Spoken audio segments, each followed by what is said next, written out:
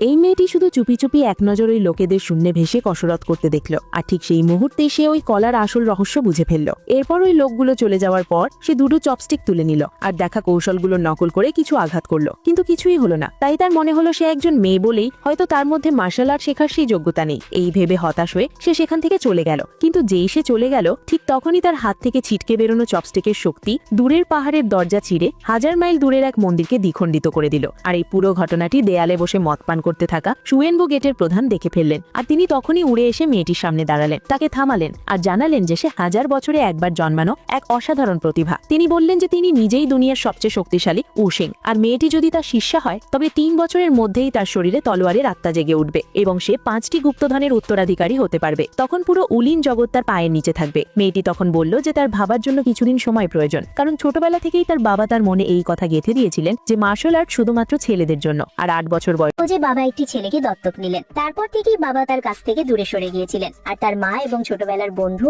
সবসময় ওই দত্তক নেওয়া ছেলেটিকে ঘিরেই থাকতে শুরু করলো। আর যে মেয়েটি ছোটবেলা থেকেই মার্শাল আর্টকে ভালোবাসতো, আজ এত বড় সুযোগ পাওয়ার পরেও সে দ্বিধায় পড়ে গেল। তখন উশিং তাকে একটি জেডের তাবিজ দিলেন আর বললেন 3 দিনের মধ্যে সিদ্ধান্ত নিতে। যদি মনস্থির করতে পারে তবে যেন এটি ভেঙে ফেলে, তাহলে তিনি নিজেই তাকে নিতে আসবেন। এরপর মেয়েটি যখন বাড়ি ফিরল, দেখলো বাবা গোত্রের রাজার প্রতীকটি সেই দত্তক নেওয়া ছেলের হাতে তুলে দিয়েছেন, সাথে বংশের গোপন বই আর পারিবারিক ড্রাগন জেড তাবিজও ওই ছেলেকেই দেওয়া হলো। কিন্তু নিজের জন্মগত মেয়েটি কখনোই কোনো গুরুত্ব পেল না, অথচ দত্তক নেওয়া ছেলেটি যেন পুরো পরিবার হয়ে উঠল।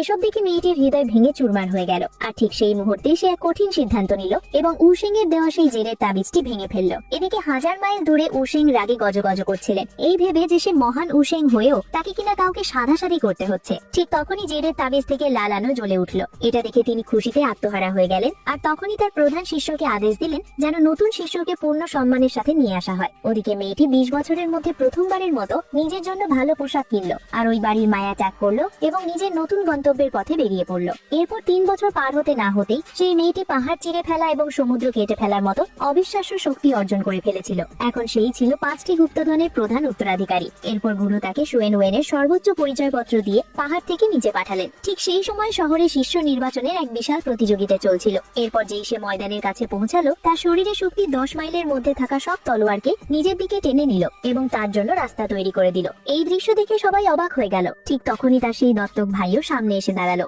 এবার সবাই বুঝতে পারলো